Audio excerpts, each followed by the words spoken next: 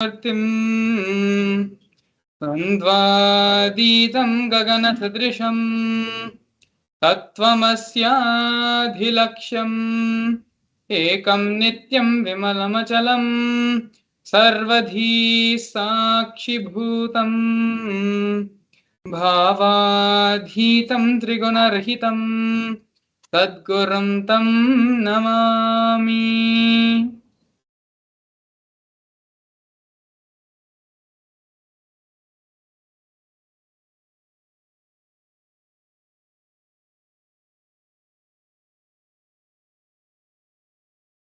Nithyananda everyone, welcome you back to another extraordinary Bhava Samadhi Darshan. This time we are going to be having the Bhava Samadhi Darshan of the Supreme Pontiff of Hinduism himself, of Bhagavan Sri Nithyananda Paramashivam. So as we enter into today's program, we're going to be learning more and more about what exactly is Bhava Samadhi Darshan. And we have a very special program planned out today, entering into the star gate of Kailasa. We're going to be leading all of you step by step, first with the powerful cognitions, as well as the meditation process to directly help you raise your frequency and be in the same frequency as Kailasa. But before we enter into the program directly, I'd like to share with you news which has come out a couple of days back and which have continuously been going viral on social media as well. The first news is the recognition and the clarifications from Interpol and by a media publication department called the News Minute Media. The News Minute Media has acquired the letters from Interpol directly, stating and debunking all the false rumors and propaganda surrounding that the gossip which was being spread that there was an Interpol notice issued against the Supreme Pontiff of Hinduism. The post is there in the Supreme Pontiff of Hinduism's official Facebook page, and you can go and visit it for yourself, and all the references and the official letters from Interpol are listed there directly. So you can see and go and read for it yourself. We have it here being projected on the screen right now. Media reveals the truth about no Interpol notice against the Supreme Pontiff of Hinduism, Bhagavan Sri Nithyananda Paramashivam. The Interpol has debunked the spate of disinformation in media of any Interpol notice or any diffusion against Bhagavan Sri Nithyananda Paramashivam in deference to the fact that he is the Supreme Pontiff of Hinduism and head of the state of the United States of Kailasa. The position of the Supreme Pontiff of Hinduism has been recognized by United Nations, international bodies, and multiple countries. After baseless rumors spread about the Interpol notices being issued against the Supreme Pontiff of Hinduism, media like the News Minute have revealed the truth of no Interpol notice against the Supreme Pontiff of Hinduism, along with the clear evidence of letters directly from the Interpol on the same matter. So actually, if you scroll down, you can see the letters by Interpol being linked as a part of the document. Yes, as you can see here, both the letters, one in the year 2021 and one of recent 2022. Both these letters given by the Interpol themselves, clarifying and debunking all the false rumors and false media claims that an Interpol notice has been issued against the Supreme Pontiff of Hinduism. You can go and read for all this information for yourself in the Facebook. This post is featured post, which means it will be at the very top of the Supreme Pontiff of Hinduism's Facebook page. You can go and read it there for yourself. The next exciting news which we have, which we want to share with all of you, and which has been going viral all over the social media, is a recognition by the United Nations. United Nations has published another report on the persecution of the Supreme Pontiff of Hinduism, Bhagavan Sri Nithyananda Paramashivam, on Kailasa's Gurukuls and Kailasa's children and women. The report on the special rapporteur on the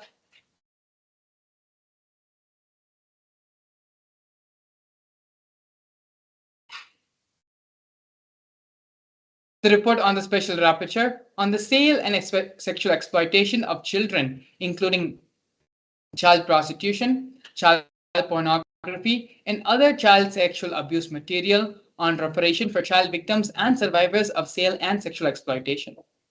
The weaponization of sexual violence targeting women and children, especially of minority traditions, is part of a more pervasive and systematic campaign targeting certain indigenous spiritual traditions, minority communities, and their leaders.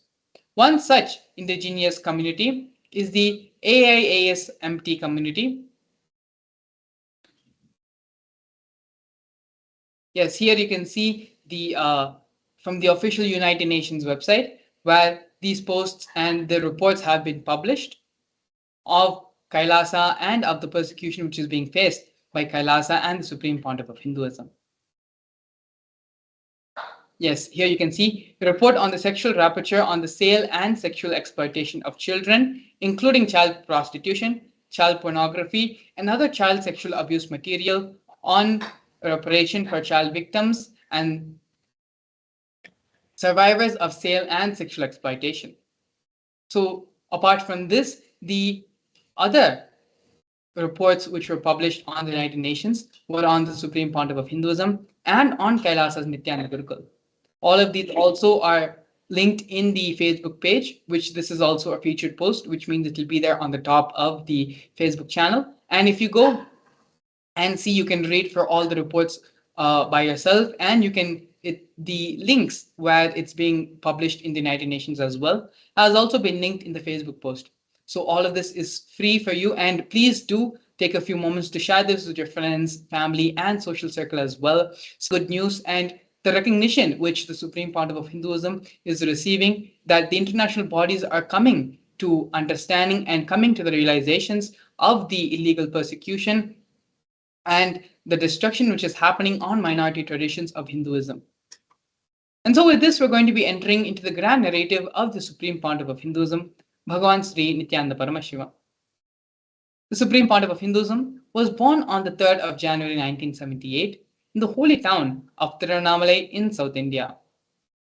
The Supreme Pontiff of Hinduism in the year 1981 was given the initiation into the Bala Sannyas, which is the child saint initiation in Hinduism by enlightened beings and masters and the predecessors of the Supreme Pontiff of Hinduism. The Supreme Pontiff of Hinduism was a tender age of 3 when he received this initiation into the Bala Sannyas. The Supreme Pontiff of Hinduism was identified as an incarnation by enlightened beings and masters such as Yogi Raj Yogananda Puri, Vidwan Panduranganar, and the 230th Guru Mahasannidhanam of Tonde Mandaladinam of the Kanchi Mutt. These are the various people who recognize the Supreme Pontiff of Hinduism as the incarnation of Paramashiva and trained the Supreme Pontiff of Hinduism from a young age to revive the Kailasa nation. At the age of 16, the Supreme Pontiff of Hinduism was coronated as the successor of Arunachala Sarvangapeetham by his Vedanta guru, Mata Vibhudananda Puri, also lovingly called as Mataji Kuppammal. You can see here there is a conch, a kamandalu, the water pot, and the wooden staff being presented to the Supreme Pontiff of Hinduism, which are the traditional items which are passed down from guru to disciple as part of the induction as the successor lineage. You can see here in the photographs the Supreme Pontiff of Hinduism standing with Mata Vibhudananda Puri, as well as the coronation photo of the Supreme Pontiff of Hinduism being inducted as the successor of Arunachala Sarvangapeetham. We are now going to be looking at the early days in the mission of the Nityananda Sangha and the early days of the revival of Kailasa. Here we have leftmost a black and white photo of the Supreme Pontiff of Hinduism at a very young age, building the first temple monastery complex, Anandapuri, with his own bare hands of his gurus. Later in the years to come, in the year 2001, the Supreme Pontiff of Hinduism, after starting the public life, inaugurated and founded the first Adinam, the first temple monastery complex in Tiruchengodu, South India. This was a historic moment, and it happened on the 14th of April 2021.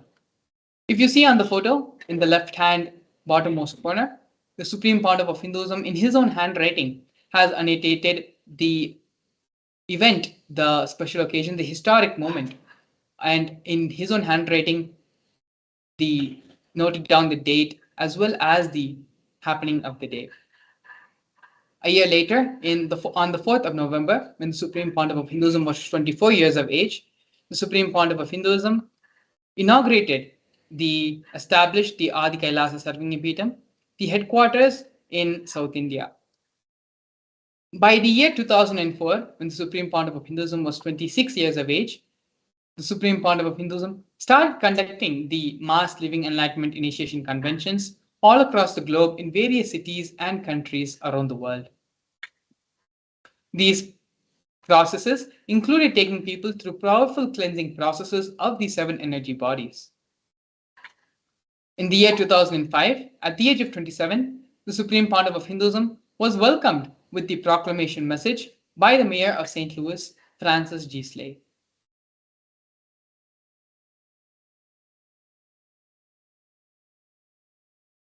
Yes, here we can see more glimpses of the Supreme Pontiff of Hinduism conducting the mass living enlightenment conventions in various parts of the world.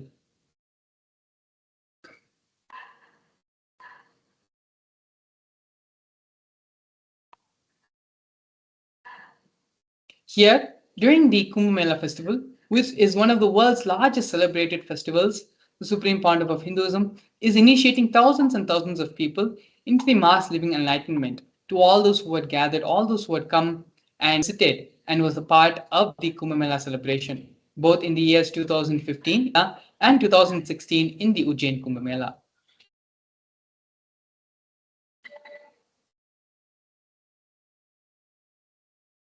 Here we are looking at the various coronations received by the Supreme Pontiff of Hinduism.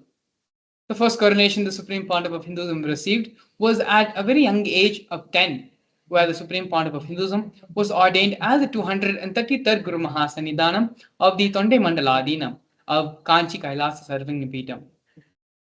In the year 2004, on December 31st, Supreme Pontiff of Hinduism was coronated as the incumbent emperor of Suryavamshi Surangi Samrajya. In the following years, the Supreme Pontiff of Hinduism was coronated as the present 23rd Guru Mahasannidhanam of Dharmamukti Swarga Paramadinam. In the year 2012, the Supreme Pontiff of Hinduism was coronated as the In the year 2012, the Supreme Pontiff of Hinduism was coronated as the 293rd Jagat Guru Mahasannidhanam of Kailas Sonatha Shyamlapita Sarvangapeetham.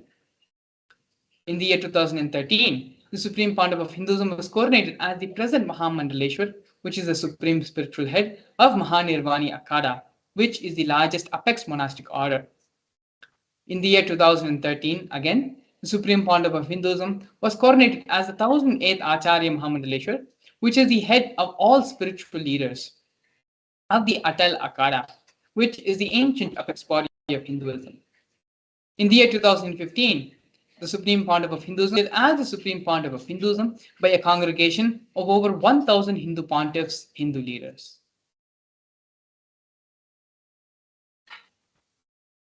Here we're going to be understanding more about the United States of Kailasa. Kailasa is a macrocosmic, ancient Hindu enlightened nation whose vision is living enlightenment for all of humanity. Kailasa's mission is to revive and share with today's world the practical applications of the greater sciences of authentic Hinduism, including Hindu cosmic physics, Hindu alchemy, Hindu cosmology, Hindu biology, Hindu mathematics, the power manifestation science, and other sciences as revived by the Supreme Pontiff of Hinduism. These sciences were once practiced freely in over 56 nations across the continent, but are now facing extinction due to the persecution of the millennium.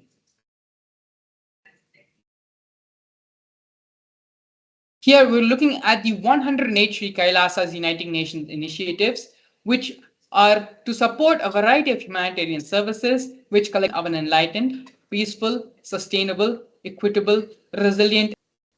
One of the projects which you're going to be looking at Sri Kailasa Uniting Nations is the No Hungry Home project offered by Sri Kailasa Uniting Nations for nutritious food and health.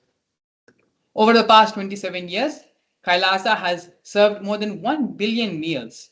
Every month for the past 27 years, the Hindu ASMT community has organized 3 million Annadan services, which is the free organic meals as per tradition, and has served in religious gatherings to everyone without discrimination.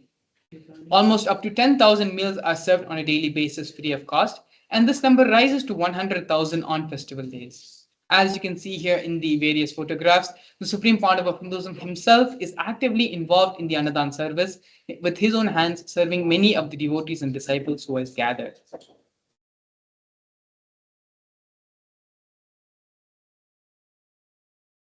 Here, we're looking at Kailasa's protective and preventive COVID care centers offered by Sri Kailasa Uniting Nations for affordable and holistic health care. During the pandemic, a global catastrophe in which everyone in this planet was affected and suffered from, it was only the Supreme Pontiff of Hinduism who provided a safe haven for the whole of humanity, for the public to come and reside in the monastery, in the Supreme Pontiff of Hinduism's own monastery. Swamiji converted the monastery complexes into a multi-layer quarantine facility free for all people, regardless of any differences in age, gender, caste, creed, ethnicity, color, or socioeconomic status. Facilities like food, shelter, internet, and free medical care and services were provided for all residents for an indefinite amount of time. More than 30 million citizens followed Kailasa's 28-day spiritual regimen in the year 2020.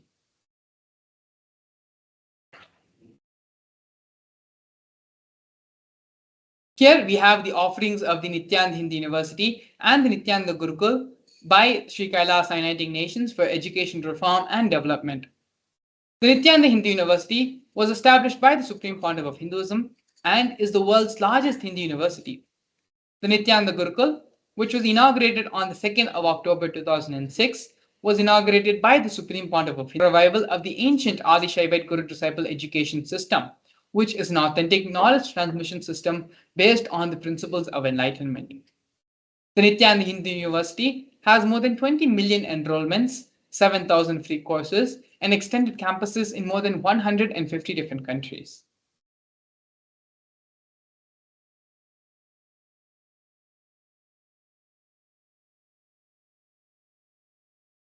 Here we have Sri Kailasa Uniting Nations for the protection of Hindu scriptures, offering the Nithyananda Jnanalaya project and the Hinduismpedia.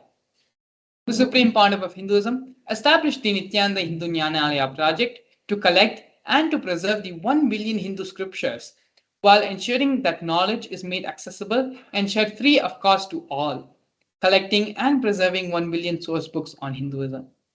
The Kailasa's Hinduismpedia project was established by the Supreme Pontiff of Hinduism.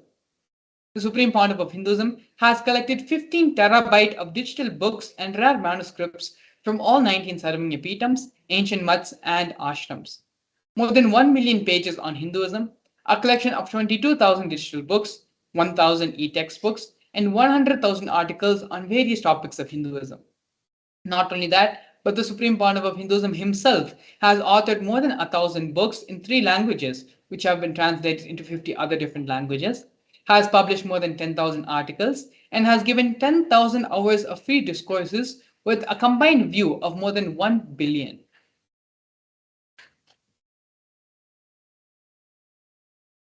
Here we can see Sri Kailasa Uniting Nations for Global Peace and Religious Harmony, offering the confluences for world peace. In the year 2009, the Supreme Pontiff of Hinduism organized a month-long peace walk covering 1,000 kilometers and 1,000 villages to bring together in harmony from all walks of life, to promote feeling connection and oneness among people. And during the walk, health camps were conducted in villages. As you can see here, thousands and thousands has gathered for the religious peace walk.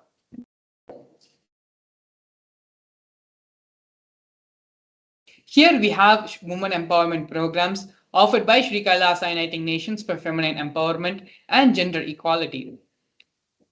Kailasa's Yogini Sarvanya Peetam is the establishment of yoga and meditation universities to empower the quality of life and emphasis on life solutions through Vedas and Agamas, empowering the indigenous rural women, fighting against wrongful gender stereotyping, gender-based violence, and lack of inclusive, quality learning environments. Some of the other initiatives also include Kailasa's Nithyananda Lakshmi, which is a microfinancing service, Kailasa's Ankita program, providing foundational literacy about the workings of various basic community services and infrastructural establishments. Kailasa's Ashriya program, providing vocational training programs to rural and indigenous women to provide equal opportunities and access to independent, self-sufficient financial environments for them. The Supreme Pontiff of Hinduism has revived the Vedic feminism in Kailasa, where more than 80% of the leadership positions are occupied by women.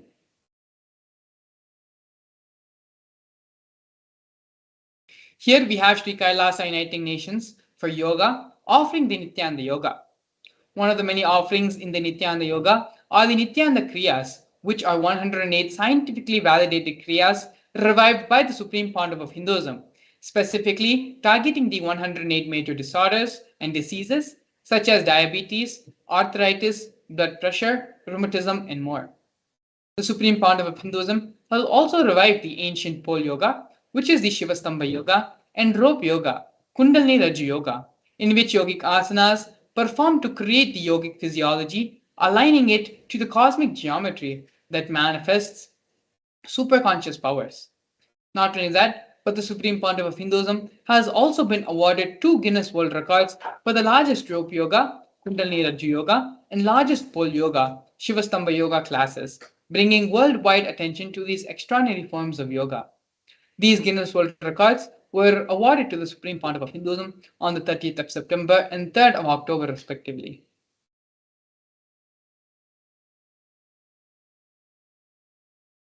The Supreme Pontiff of Hinduism, despite being heavily persecuted continuously for over a decade, has in his unwavering intention, commitment, and action in building the only Hindu nation, the sovereign state of Sri Kailasa, to protect, revive, and preserve Hinduism, the most ancient, most peaceful, still living, and long lasting demonstrable system that shows the possibility of a peaceful coexistence amongst people.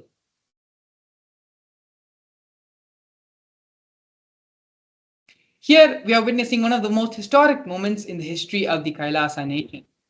Kailasa, the first nation of Hindus led by the Supreme Pontiff of Hinduism, Bhagavan Sri Nithyananda Paramashivam, spoke on behalf of the 2 billion global Hindu diaspora at the 14th session of the United Nations Forum on Minority Issues.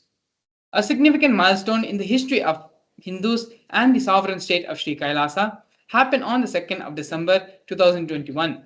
His Excellency Sri Nityamoksha Priyananda, Ambassador Extraordinary and Plenipotentiary of Kailasa, the persecution of Hindus at the 14th Session Forum on Minority Issues. The theme of the forum was conflict prevention and the protection of human rights of minorities. This was the first time the plight of persecuted Hindu minorities was represented in the United Nations. The ongoing, systematic, generational attacks on Hindu indigenous traditions were highlighted as a part of the meeting.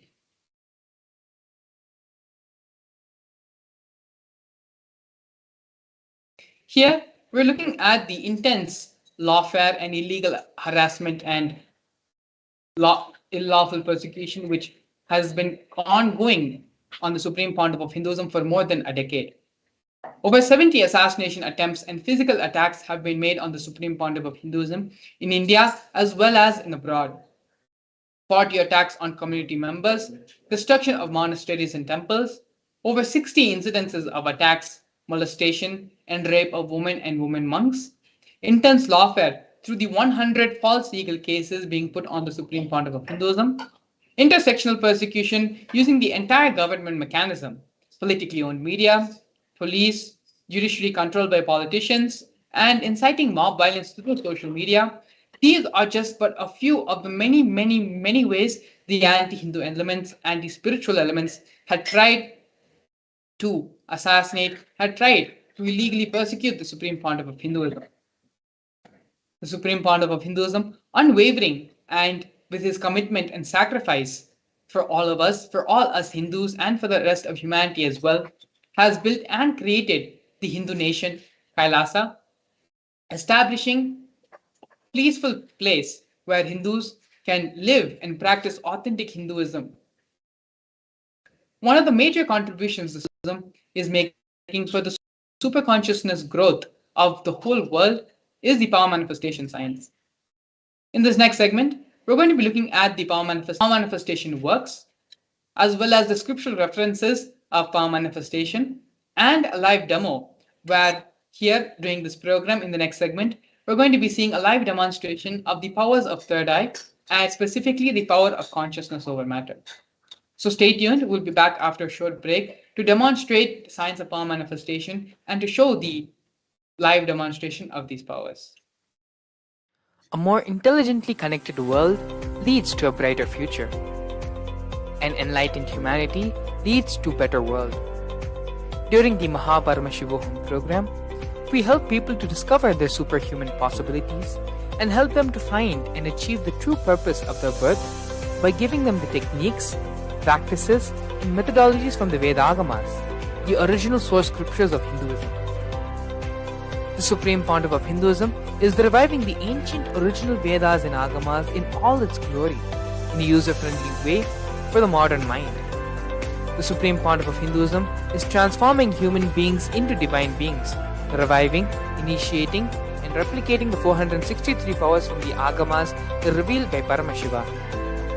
The Supreme Pontiff of Hinduism is not just giving solutions for every problem man faces, but is making them irrelevant to their lives by transforming human beings into divine beings. Listen.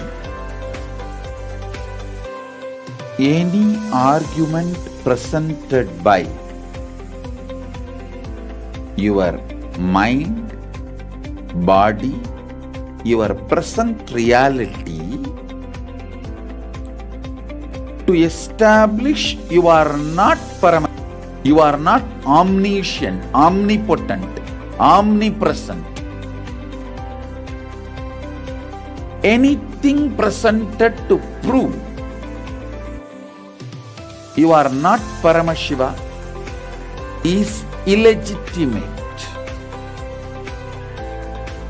Decide this. This is super determinism. Understand? Anything you declare as illegitimate will lose power over you, will die in few days, few minutes, maybe in few weeks, whatever few days it takes. It will not have power over you. Understand, this is the method for sudden enlightenment. This is the method for sudden enlightenment.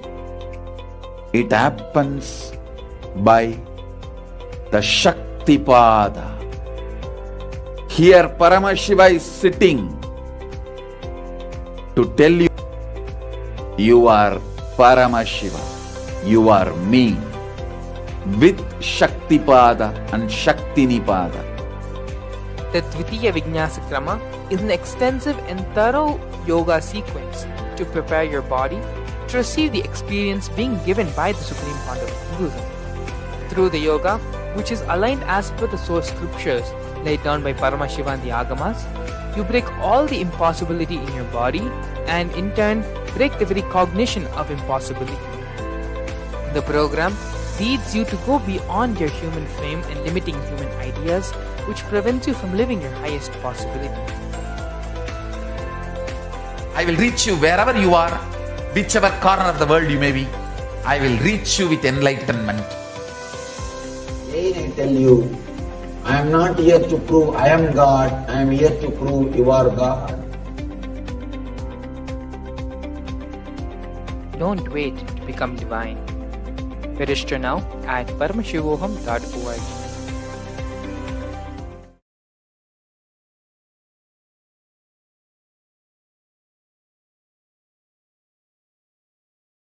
Nithyanandam to all the viewers watching us live on our social media platforms to this very powerful and beautiful session on the power manifestation science.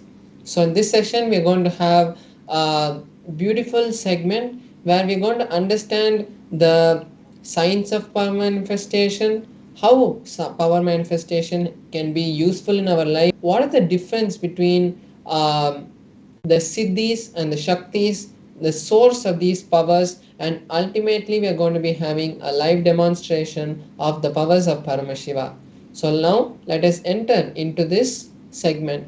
So first let's understand the science behind the power manifestation, how these powers have been given to the humanity by Paramashiva.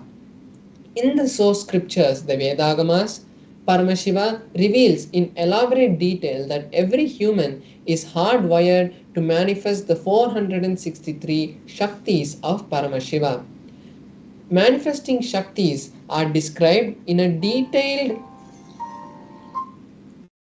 Manifesting Shaktis are described in a detailed systematic method for human beings to explore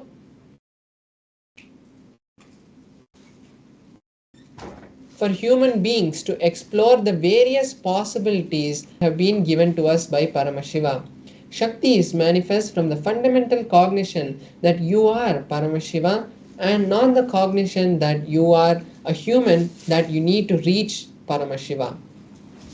So now we are going to be seeing the difference between the Shaktis and the Siddhis.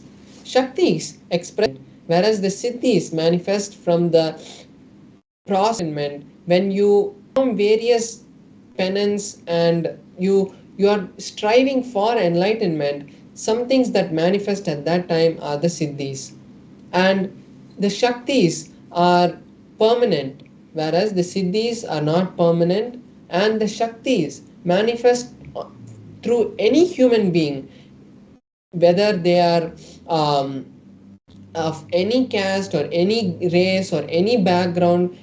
After the initiation of the enlightened master or the incarnation, any human can manifest Shaktis, whereas the Siddhis can only be manifested after lots of penance, and it diverts us from the path of enlightenment.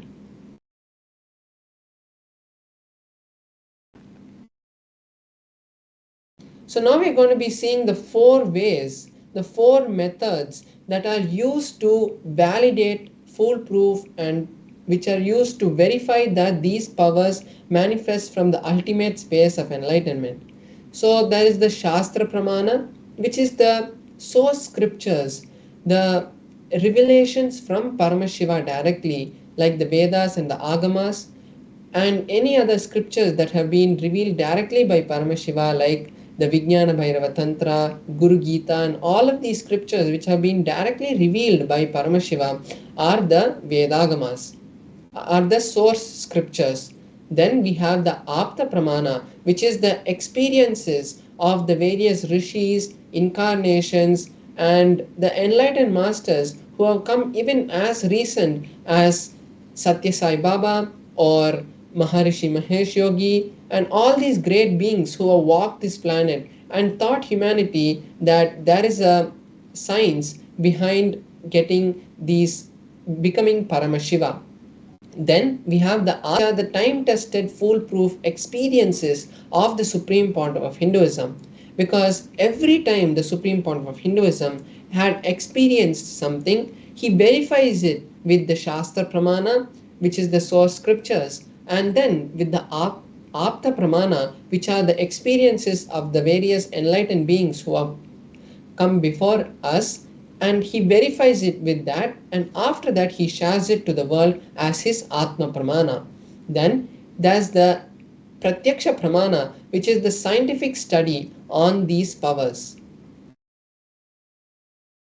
So now we're going to be seeing who's the source and from where do these Shaktis manifest. These Shaktis manifest from the source of Paramashiva. Paramashiva is the primordial divinity in Hinduism, the ultimate reality, cause, pervading everything, unchanged beyond time and space, and he is the fundamental base of the manifest and the unmanifest, and he creates this whole cosmos through the 5 actions of the Panchakritya, which is the sustenance, which is the creation, sustenance, rejuvenation, pulling out of delusion and liberation. Next is the ultimate truth about the Shaktis, which is when a powerful cognition is understood and which is settled inside us, that time it manifests through any human as the Shaktis. Now we are going to be seeing this detailed references for each of the Pramanas. So first the Shastra Pramana for the power of the third eye, which is from the Vijnana Bhairava Tantra. The third eye is not just a third eye which we use to read through the blindfold, but the third eye is the center of the will, and it is the center where Paramashiva revives and creates this whole reality for us. and the Bhairava Tantra, the 34th Sutra. And in this verse, Paramashiva says, Kapala antarmano nyasa tishtanmilita lochanaha kramena manaso dhadyat lakshayet lakshyamuttamam.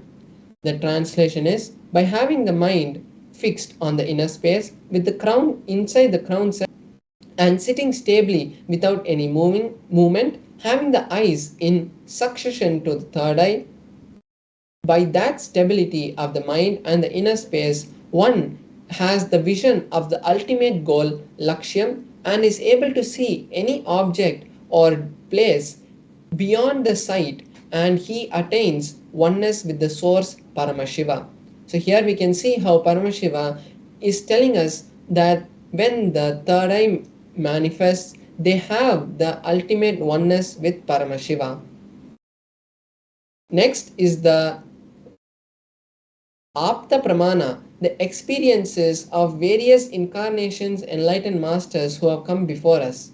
So here the Apta Pramana is from the Mahabharata, and in the Mahabharata, the Bhagavad Gita, where Bhagavan Shri Krishna initiates Arjuna into the science of the third eye. So Arjuna had asked Bhagavan Shri Krishna that he wanted to see the cosmic form of Bhagavan Shri Krishna. And at that time, Bhagavan Shri Krishna had initiated Arjuna into the third eye, because Bhagavan Shri Krishna says, you cannot see my cosmic form with these physical eyes of yours. Therefore, I initiate you into the third eye, and through that eyes you can have the cosmic form of mine. So this is the direct translation of the 8th verse of the 11th chapter of the Bhagavad Gita. And after this initiation, Bhagavan Shri Krishna reveals the ultimate Vishwarupa Darshana, and Arjuna is able to see that and gives a detailed description in a very poetic meter and sings the glory of Bhagavan Shri Krishna. Then we have the Atma Pramana, the experience of the Supreme Pandava of Hinduism. So in his own words, the Supreme Pandava of Hinduism says, the first experience that I was able to see everything around me, above me, below me, the whole 360 degrees and the 10 directions. Not only I was able to see, I was able to feel that everything was me. So this is his direct experience, which is exactly matching with the Shastra Pramana. Next we have the Pratyaksha Pramana, which is a scientific study on the third eye. So here we can see the Supreme Pandava of Hinduism itself undergoing the positron emission tomography test, where they are measuring the activity that is happening in the brain. And then when the Supreme Pandava of Hinduism had opened his third eye, the machine had given readings which showed high amount of energy in the frontal lobe, where the third eye is, where we depict the third eye. And this same readings have been replicated in all the balasans and the yogis who have also undergone these kind of brain scans. Yes, thank you so much, Paramesha Maharaj. We are going to be now looking at the next Shastra Pramana. So Paramesha Maharaj is going to be doing the power of consciousness over matter, demonstrating the power with the grace and blessings of the Supreme Pandava of Hinduism. So I'll just quickly go over the Shastra Pramana for this power of consciousness over matter.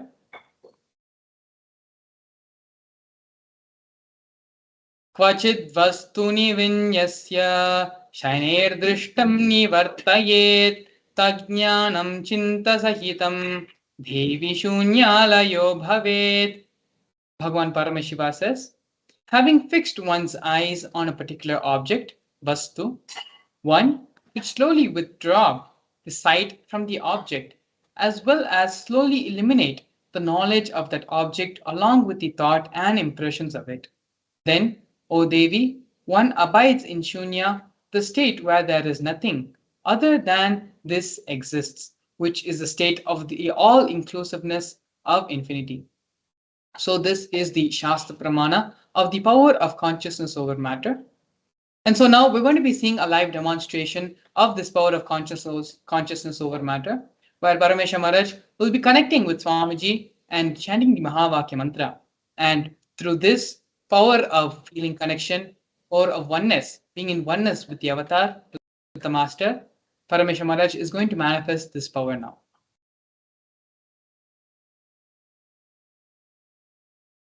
Yes, so now we can see the Atma be using to manifest the power of consciousness over matter. And we can also see a tissue paper, which I'll be showing you in a minute how we'll be using it. And you can also see my hand here, so that there is no kind of any object which can be used to pull the Atmalinga or make any movement in the Atmalinga. So you can see that there's no kind of glue or no kind of strings which are there. So you can see till my wrist also. And now I'm going to be placing the Atmalinga on my hand. And here we have this tissue paper. So why I had this tissue paper was so that you can see it's just a blank tissue paper and there is nothing inside this tissue paper. So I'm just folding it, and now I'm placing the Atmalinga on my hand, and as I rotate this tissue paper around the Atmalinga, you can see that there is no movement which is being caused by the tissue paper. Even when the tissue paper is moving around, you can see that there is no movement. So you can be assured that there's no kind of strings or anything that is tied to the Atmalinga also. So now I'll be chanting the Mahavakya, and even when the manifestation is happening, I'll be again showing to you that there is nothing which is tied next to the Atmalinga. And this is the best time we can take to create any reality in our life, because when we connect with Paramashiva, we are creating the space for Paramashiva to flow through us. And when we create a space for Paramashiva to flow through us, we are literally creating all the realities that we want, because Paramashiva is the one who creates this whole cosmos. And when we are in oneness with him, automatically he starts flowing through us and the creation manifests. This whole cosmos is created by Paramashiva, and when we are in oneness with him, that energy starts to flow through us, because every second we are creating this whole thing, the whole cosmos that we are seeing around us, this whole space that we are seeing around us. Because science proves that every molecule, every atom is 99.999% of space, and only that 0.0001% is matter. So to create this whole surroundings that we see, it is the direct flow of Paramashiva. But because we are put in delusion, we put our own self in delusion, we start to believe that this whole thing is a hard existence. So when we allow Paramashiva to flow through us, we can really allow that energy which flows through us continuously to be focused on the goals that we want to create, because those goals become Paramashiva's goals and Shiva's Sankalpam becomes Mama Sankalpam. So from that same space, we can now enter into the manifestation. You can also manifest the same power with me. I will be entangling you manifest with the initiated disciples of Paramashiva. Automatically we are creating a space for the direct flow of Paramashiva to happen. So now I'll be chanting the Mahavakya, and all the viewers can also join along with me, and let's enter into the manifestation. Om Nithyananda Paramashivam. Om Nithyananda Paramashivam. ॐ नित्यानन्द परमशिवोऽहम् ॐ नित्यानन्द परमशिवोऽहम् ॐ नित्यानन्द परमशिवोऽहम् ॐ नित्यानन्द परमशिवोऽहम् ॐ नित्यानन्द परमशिवोऽहम् ॐ नित्यानन्द परमशिवोऽहम् ॐ नित्यानन्द परमशिवोऽहम् ॐ नित्यानन्द परमशिवोऽहम् ॐ नित्यानन्द परमशिवोऽहम् ॐ नित्यानन्द परमशिवोऽहम् ॐ नित्यानन्द परमशिवोऽहम् ॐ नित्यानन्द परमशिवोऽहम् ॐ नित्यानन्द परमशिवोऽहम् ॐ नित्यानन्द परमशिवोऽहम्.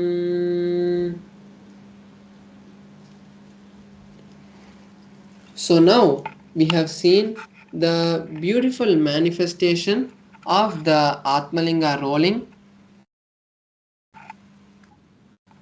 So much, Paramesha Maharaj. That is such a beautiful demonstration where just by connecting with Swamiji, by chanting the Mahavakya mantra, Paramesha Maharaj, being in the space of oneness with the Supreme Pontiff of Hinduism, with Swamiji, was able to make his will and become one with the Atmalinga. And the decision of his will, he was able to align it to the decision to the Atmalinga and manifest the will, manifest the power of consciousness over matter. These are just one of the many powers listed in the Vedagamas. Paramashiva lists a total of 463 powers, which is possible by any individual. All that is needed is just the simple integrity with the Master. That is the beauty of Paramashiva's Shaktis. It is only the integrity which we have with Paramashiva, which is enough to manifest these powers. Earlier shared in the program when we were giving the introduction about the power manifestation science, Shaktis only lead you further and further towards you realizing your space of oneness, you becoming one with the cosmos, becoming one with Paramashiva.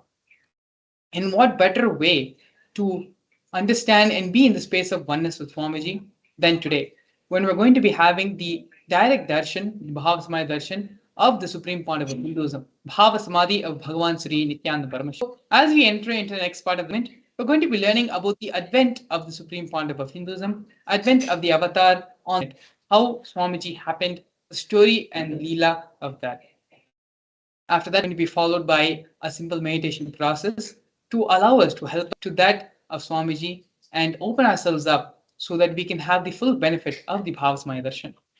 As we enter into this video, we request all the viewers, all our participants to sit straight, have your head, neck, and spine in a straight line. Move from the space of hearing to listening. When we hear, we are not in listening. It is only in the space of listening our being opens up, and whatever we cognize, whatever input is given to us at that moment becomes part of our being. It becomes part of our cognition. And so now, as we enter into the satsang, let us all move from the space of hearing to listening so that we can imbibe completely. Please take a few minutes if you need to. Close the door, get rid of all other distractions, and just sit in the deep space of listening with restful awareness as we enter into the satsang.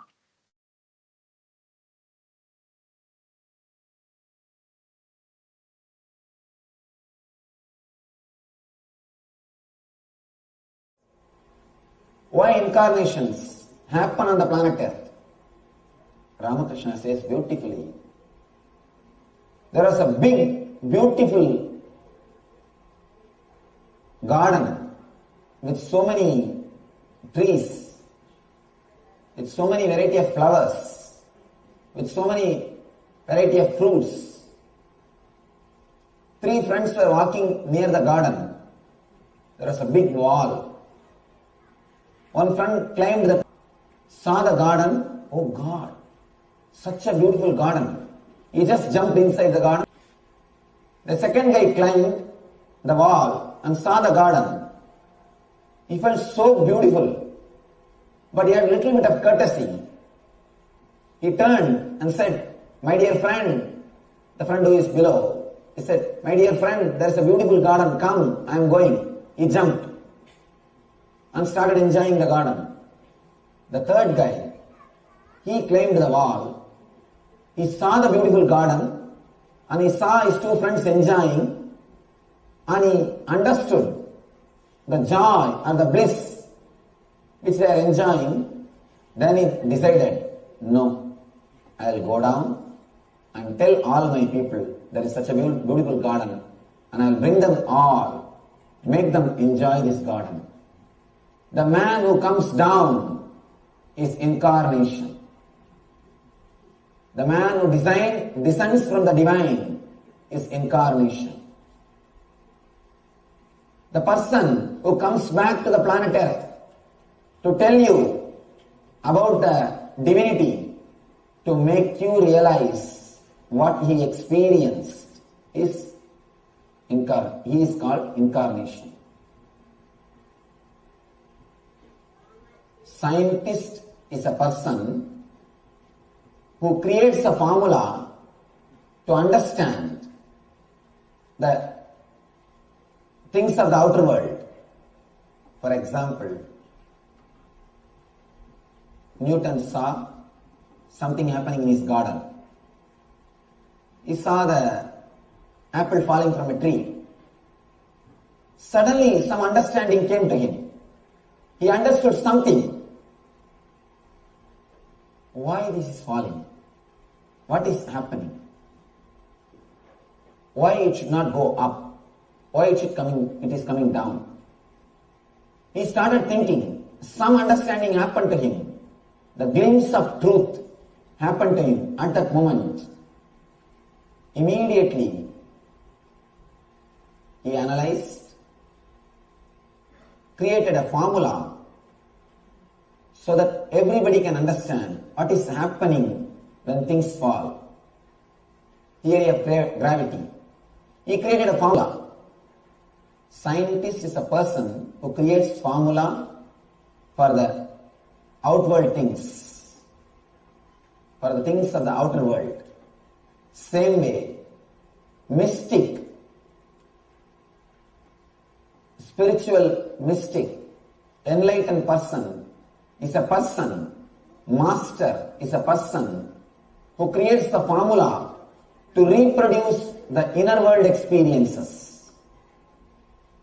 Scientist creates a formula to reproduce the outward experience, the outer world experience. Master is a person who creates a formula to reproduce the experiences of the inner world. Meditation techniques are the formulas. Incarnation is a person who can directly give the experience without even using the formula. All these great incarnations are coming down to the planet Earth to give the spiritual experience, to make people realize that they are divine, to make people experience they are God, to tell the people the other side is beautiful, there is a very big garden, come let's go and enjoy. Incarnation is a person who has come down, descended to teach divinity to the world. The magara, crocodile, fish, all these jivas, they lay the egg, the banks of the river, close it with mud, just by the constant remembrance hatches the egg. Please understand. The Brahmi, bee, makes swarm into bee by the sound, teachings. The hen makes the egg into chicken by the physical presence, touch, initiation. Keeping in the breathing space an initiation, the physical touch.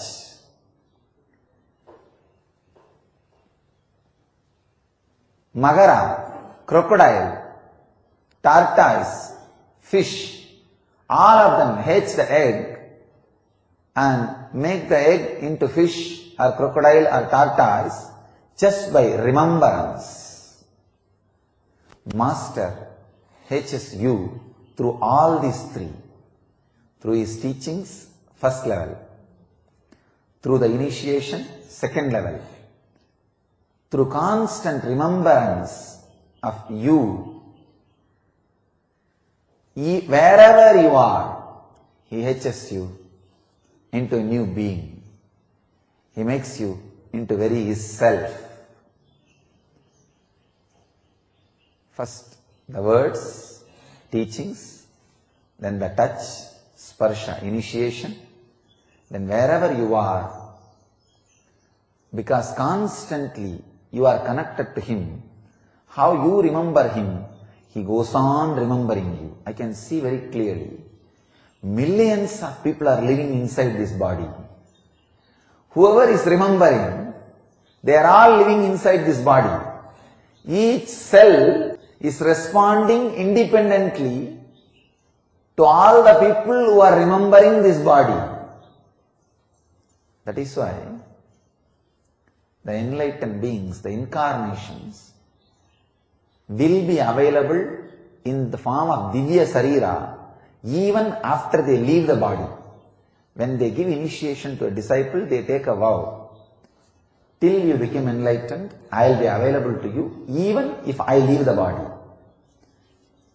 That is why when the masters leave the body, their Divya Sarira will be available in Aksharadama, means the imperishable space. Aksharadama is the gateway of Kshara and Akshara, perishable and non-perishable. It is the gateway of form and formlessness. It is the gateway of ice and water. Water is formless, ice is form. So where both of them are touching, that is the space called Aksharadama. We call it Shambhala. All enlightened beings, all incarnations, till all their disciples achieve enlightenment, reside in Aksharadama, in the form of Divya Sarira. Their Divya Sarira is available. And I will reveal three important words and the truths. First word,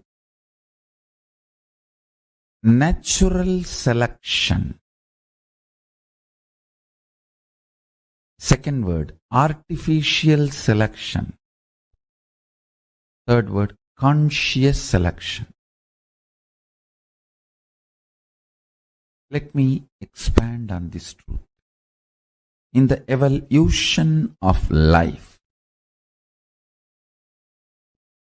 fish becoming tortoise is conscious selection in the DNA mutation process.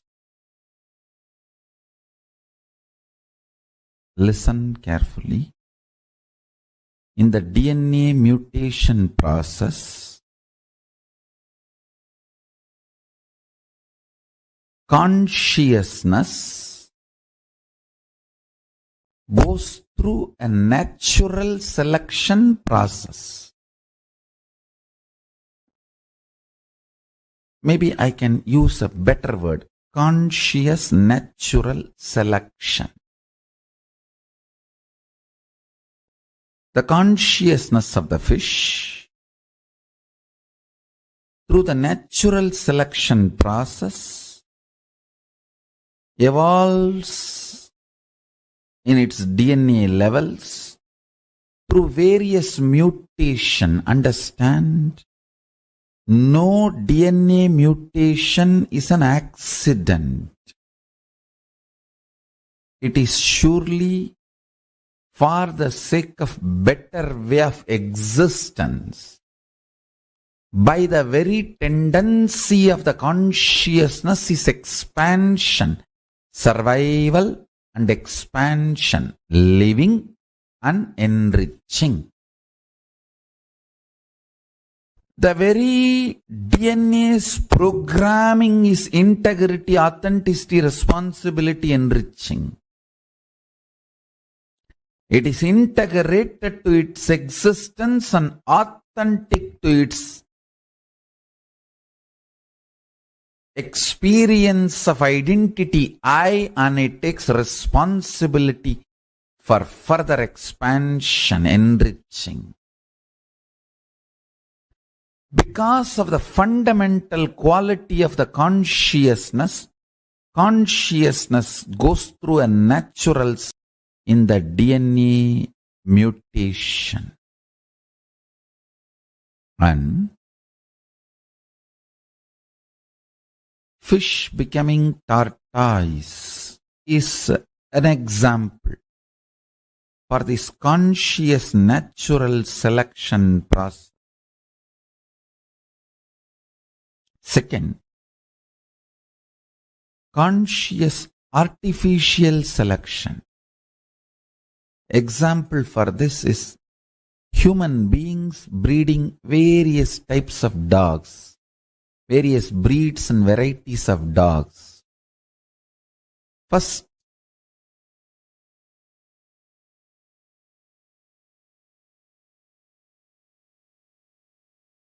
you understand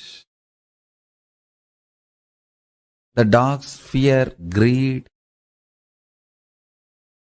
and intervene artificially in its natural flow of life. And through the external intervention, you start breeding various varieties based on your needs. Dog breeding is conscious artificial selection process. That's an example. Third, beyond these two, something called conscious selection process. You, human being, consciousness as the foundation of your very existence and liberating yourself, enlightening yourself. Moksha and Jivan Mukti, becoming the reality of your existence, is conscious selection process. Understand?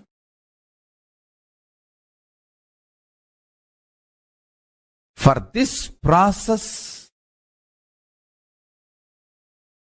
an incarnation happens. Incarnation happens to make the human being's DNA understand the conscious selection is possible and it is good. Bringing that great news to the humanity is the responsibility of an incarnation, avatar.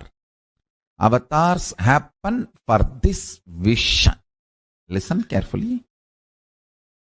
For your DNA to choose consciousness and will persistence as a way for evolution, to do the conscious selection, your DNA need to be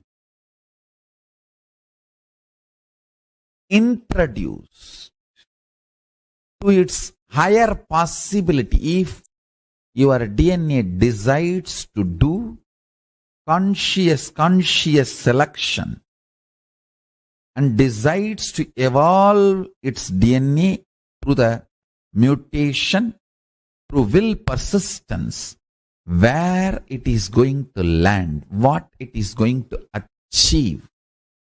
Your DNA need to be told about the end result. That is why an incarnation happens to inspire your DNA to go through the conscious selection process. Understand? Today's subject for the webinar, happening of the... Let me explain the multiple reasons for why avatars happen. First, whenever there is a serious danger for the Srishti, whenever there is a serious danger for the life itself, whenever life needs to be pushed to the next level, whether DNA need to have a quantum jump in its natural selection process or conscious breakthrough need to happen. For example, in the natural selection of DNA process, fish evolves as tortoise, tortoise evolves as pig, pig evolves as man, animal, Narasimha. Then you need superconscious intervention to push the natural selection process of DNA to have a quantum jump.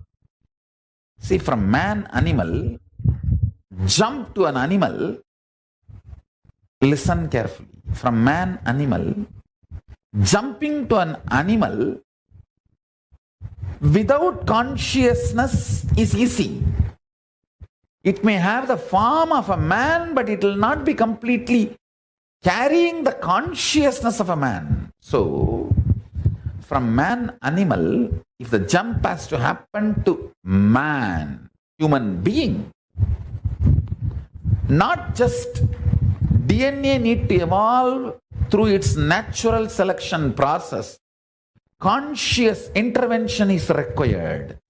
That is why when Vishnu comes as a man animal, Narasimha, and pushes the natural selection process of DNA to the next level, Paramashiva comes as Sarabeshwara and pushes the conscious intervention and takes the whole thing to the next level, human being. Every time when Vishnu comes as incarnation to give a natural selection breakthrough of a DNA, a quantum jump, Vishnu comes and gives a breakthrough in the natural selection DNA process. Paramashiva comes and gives a breakthrough in superconscious level. Purpose of my incarnation is to get the attention of scientists to study the non-material, superconscious happenings which is not perceived usually by the five senses, and the small definition of the proof of existence needed to be expanded. Understand? What you call as proof of existence is too small. The definition of proof of existence is too small. Scientific community need to expand the definition of the proof of existence, one, and should start studying non-material phenomena and happening, superconscious happenings and phenomena, attracting the attention of the scientific community to that phase of non-material phenomena and happening, superconscious phenomena and happening is the purpose of my happening. Understand? Paramashiva will do it. He is doing it and he will do it. If science puts little time and energy and attention to study the non-material happenings and phenomena, superconscious happenings and phenomena, I tell you, we will have the growth in next 1 decade, 10 years, which we have not achieved in last few thousand years of existence. If we put little attention in this direction of non-material existence and phenomena, superconscious existence and phenomena, we can easily understand the whole Hindu literatures, Idigasa, all the Hindu traditional source scriptures of Shruti Smriti, recordings of history, recordings of cosmological discoveries, recordings of amazing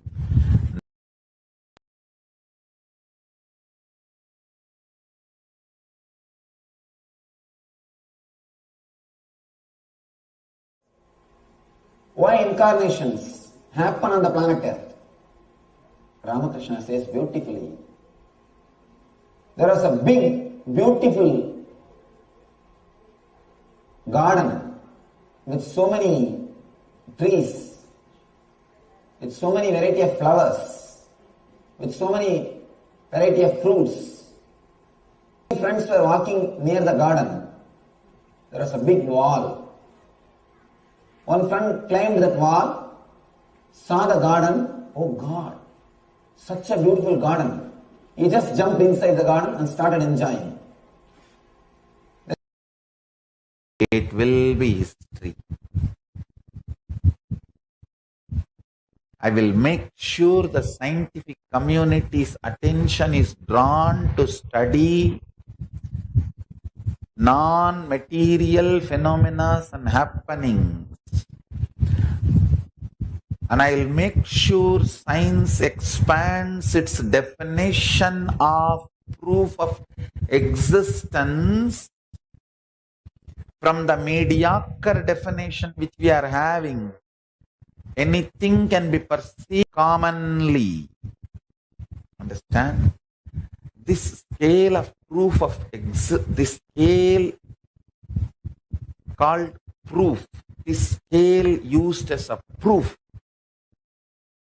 for any existence itself is mediocre. The scale needs to be upgraded to the reality, and scientific community should start studying the phenomena and happenings of the reality, super consciousness. Then whatever I am revealing, you will understand very scientifically, and science will catch up with whatever is revealed in Hindu source books, Shastra Pramanas, Shruti and Smriti. At least let few thousand kids learn this power manifestation science, and not only they manifesting, I will train them to initiate others manifesting. So let few thousand Nithyanandas be reproduced before it is too late. Before it is too late, let us reproduce few thousand Nithyanandas, where this power manifestation science is kept alive. Oh, Hindus, enough. You guys have had a silly conversation and judged me.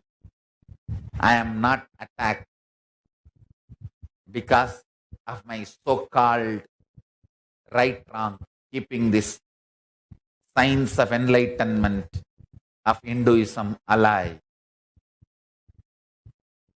Oh Hindus, wake up. Anti-Hindus know my potential before Hindus know my potential. The purpose of happening of the avatar this time is to revive Sanatana Hindu Dharma and get its spiritual legitimacy, religious legitimacy, social legitimacy, cultural legitimacy, economic legitimacy, literary legitimacy, judicial legitimacy, and political legitimacy of Sanatana Hindu Dharma. I'll do it. Let's all make it happen. Thank you so much, Swamiji. Swamiji, the next question I have is specifically for all the people who are watching you on YouTube. There are like 1 million people who are watching you on YouTube and another 1 million people who are following you on Facebook. Now, for somebody who has never met you, never met you physically, not attended any of your programs, not taken your initiation, but they are sitting out there in some part of the world, connecting to you through your videos. They feel immensely connected to you. Do you recognize them as your disciple? How do you know that they are sitting there, or do you? Of course you know, but how is that whole process happening? Understand, this is only one of the rooms I am using. This is only one of the quarters I am using.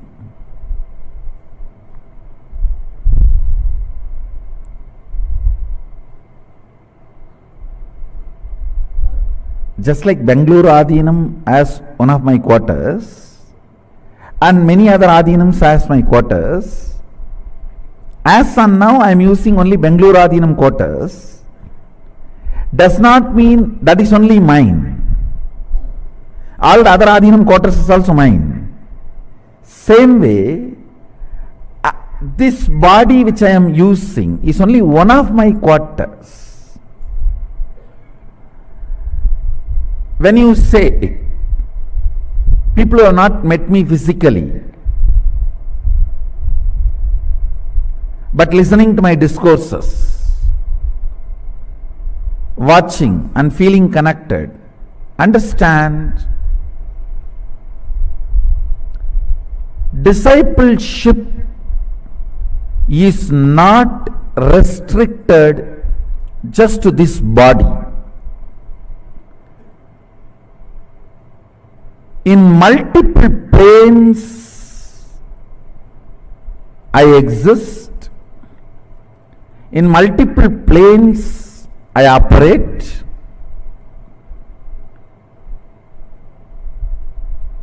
Each one, the way they are connected, the same way they get the response. Just few days before I declared, now people are going to have darshan and vision in their dreams. Like they will have the vision, darshan of me appearing and blessing them and showering gold coins and diamonds, or showering them with wealth. When they wake up and see, really they will see all around on their bed literally the gold coins and diamond, whatever has been blessed in the dream state in the real. And you will see in next few days people putting this kind of experiences and blessings in the Facebook. You will see these happenings, the mystery, the mystical happenings are all not restricted only to this body. I should say that this is one of the body I am using. To relate with all of them, there are some more bodies which are being used, and I should say that there is an automatic 911. Whoever calls from wherever, they get the response. And it is not necessary all that information should be known to this body and mind, but whenever needed, this body and mind gets those informations.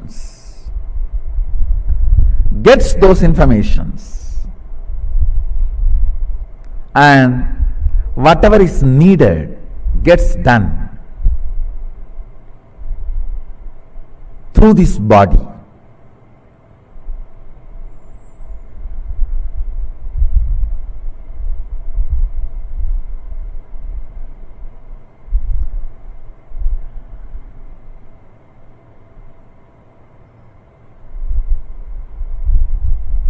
It is such a intense subject. Maybe I'll use few more examples and give you an understanding. In various planes, like in dream state, the body of Nithyananda is different. In the deep sleep state, there is another one body. In the waking state only you are seeing this body. And Turiya, there is another one body. In Turiya Atita, there is another one body. In all those states, the bodies which are being used, they all respond automatically from the calls received in those planes.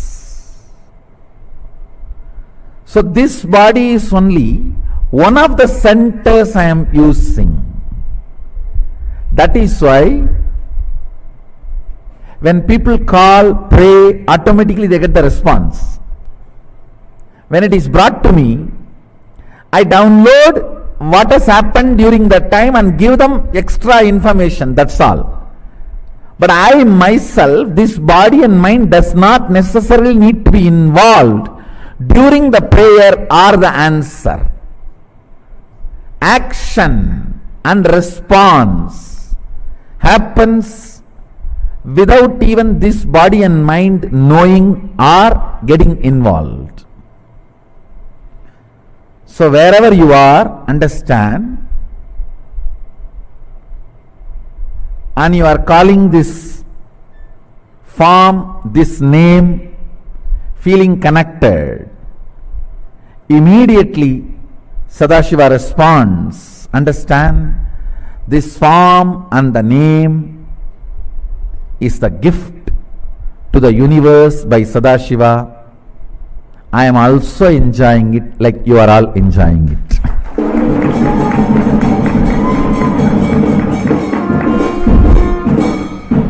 This name and this form is the gift to the universe from Sadashiva. Just like you all enjoy, I am also enjoying it. Paramashiva's direct and very important message. Listen intensely, sincerely, carefully, and assimilate. Recognizing my identity as Paramashiva, me as manifestation of Paramashiva, especially the exclusive relationship you have over me, the exclusivity is the right you gain the moment you recognize my identity. Understand? Exclusivity and intensity, exclusivity and intensity in the relationship is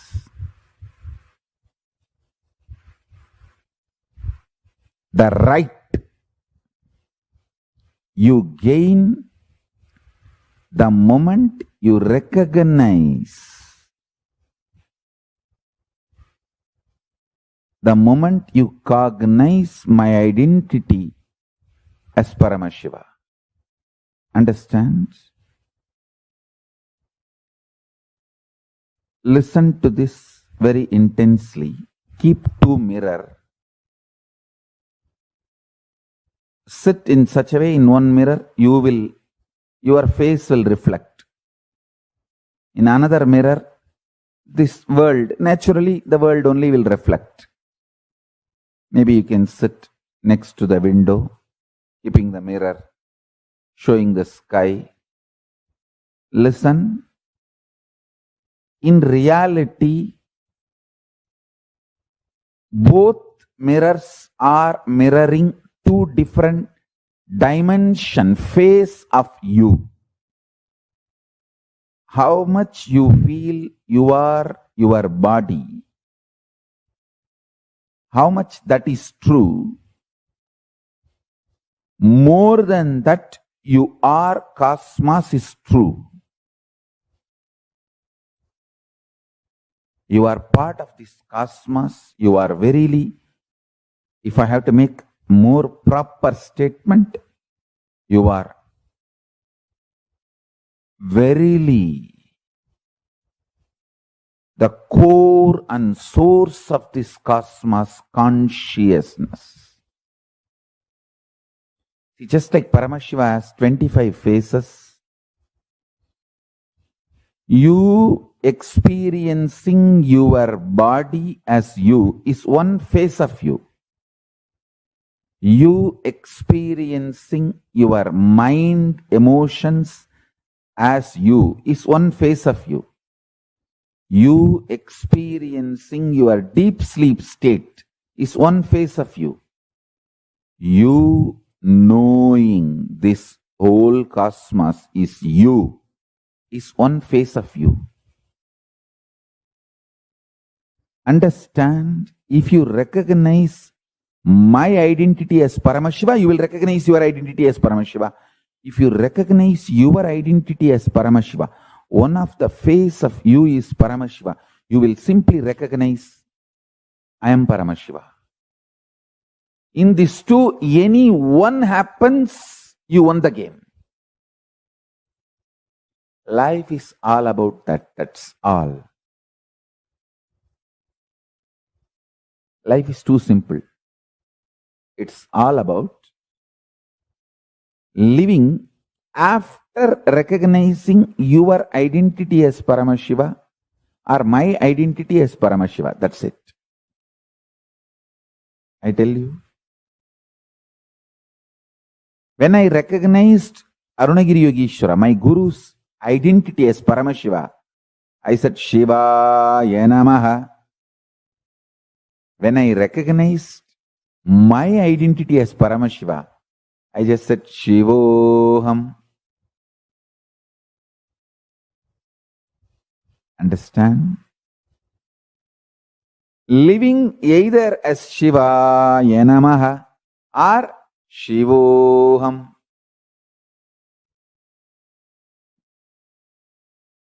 Both are okay, but this is life. Life is too simple. Understand, recognizing my identity as Paramashiva is literally living enlightenment, conclusion, completion of your fulfillment. You achieve fulfillment, you start living fulfillment, enlightenment, the moment you recognize my identity. Understand? When you recognize my identity, you recognize your Ishwaratva. The Ishwaratva starts oozing out of you when you recognize the Ishwaratva oozing out of me. But the good news is, anyone recognizes my identity is going to just walk around as superconscious mutants. I tell you, the best lifestyle is conscious communities, Kailasas. See, you don't have to give up the comfort of your home and your personal space, privacy of your home, but create conscious communities, e-Kailasas. Like have your own home, but gather once in a while for doing yoga together, puja together in Zoom. You don't even need to gather physically. In Zoom, online. E-Kailasas. Just gather and do yoga, do Vakyart Sadas, do puja together, do power manifestation. That's all. This is the best lifestyle. Just liberate more and more people from conscious slavery. Abolish conscious slavery. Recognize my identity deeper and deeper and deeper. As Paramashiva, you will recognize your identity deeper and deeper and deeper as Paramashiva, and you will experience the exclusive relationship we both have. That's all is the essence of enlightenment. You will just manifest the state, space, powers, being, superconsciousness. Kailasa.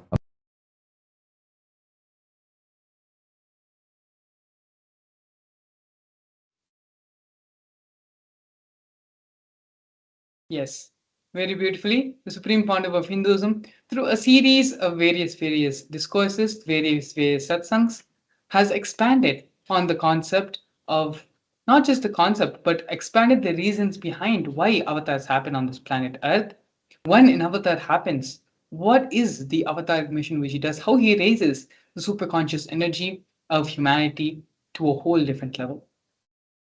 The Supreme Pontiff of Hinduism also shed some light on how an avatar functions. Was asked, does everywhere when people say that miracles have happened in their life, that they had Swamiji's presence in their life, how is Swamiji attending to so many people across the globe continuously, parallelly, simultaneously? Even for all these questions, the Supreme Pontiff of Hinduism very beautifully gave an answer. The unlimited compassion, the ultimate compassion the avatars have when they land and take the human body, the human form, is something which is extraordinary and something which, even how much ever we can sit and try to contemplate and try to understand it, it just goes a step further, it goes a step deeper. It goes to a state where it goes beyond our logic. Now, we're going to be entering into a small meditation to help us to raise the level of our superconscious energy, to help us to open up ourselves, our inner space, our being, so that we can receive the Bhava Samadhi Darshan completely. We can have the full benefit of the avatar in our lives. We're now going to be entering into the meditation process. Request everyone to please sit straight.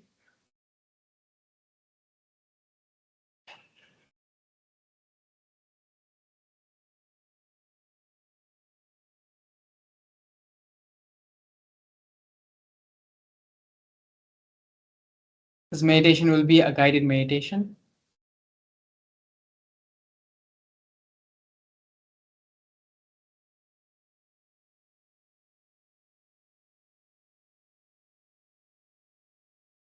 Please sit straight. All the distractions or anything which may be cause a distraction to you, put everything away right now and bring yourself to be completely centered and focused here. This process will allow us to pass through the Stargate and into Kailasa. This meditation is the bridge, is the Stargate, so that we can experience Kailasa, the doorway to experience Kailasa.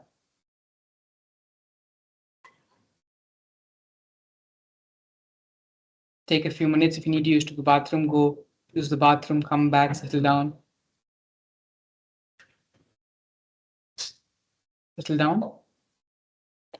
Doing this meditation sincerely and deeply will allow the full benefit of having the avatar in our lives to happen in us.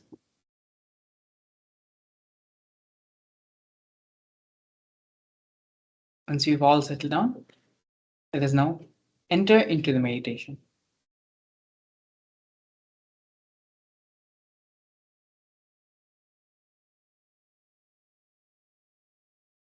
Now, whoever has recognized or decided to recognize my identity as Paramashiva, actually, even if you consciously decide, I am deciding, I am going to recognize Swamiji's identity as Paramashiva, even that is enough. Even if you decided, sit. Now, I'll open the Stargate portal for Kailasa. Listen. Sit unclutched. I'll simply move you to Kailasa in Nirvikalpa Samadhi. You consciously decide to unclutch as much as you can. I'll do the rest of the job. You consciously unclutching is just putting the seat belt. Put your seat belt, relax. I'll fly you to Kailasa.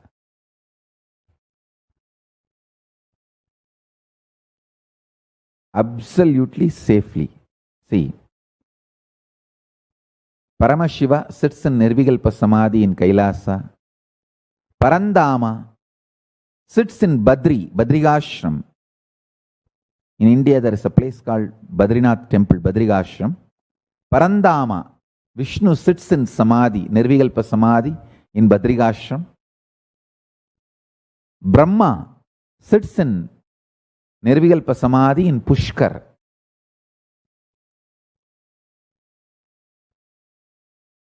All of them sit in absolute Nirvikalpa Samadhi and bless devotees.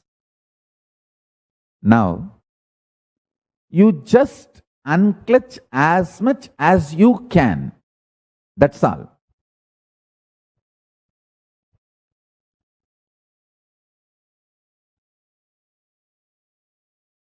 I'll connect with you, lift you to Nirvikalpa Samadhi and give you the experience of Kailasa. Understand? In Shivaya Nama, you establish your relationship with the Shiva as surrendering, like duality, Dvaita. In Shivoham, you establish your identity, your relationship with Shiva in Advaita, oneness. I am Shiva. Now, you don't even need to establish your identity as surrendering or oneness. Dvaita or Advaita. Only He is there. So just Shiva, Shiva, Shiva, Shiva, Shiva. If you consciously decide to recognize my identity as Paramashiva, that's enough.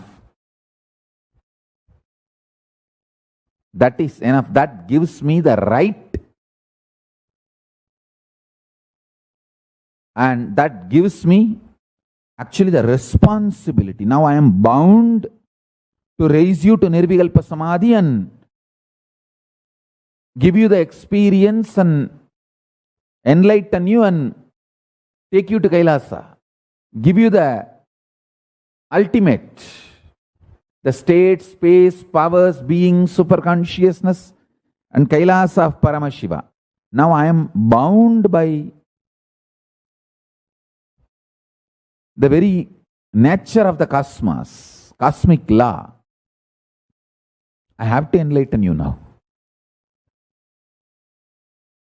Understand? The moment even you consciously decide, I am deciding to recognize Swamiji's identity as Paramashiva, then now as per cosmic law, I am bound, I am responsible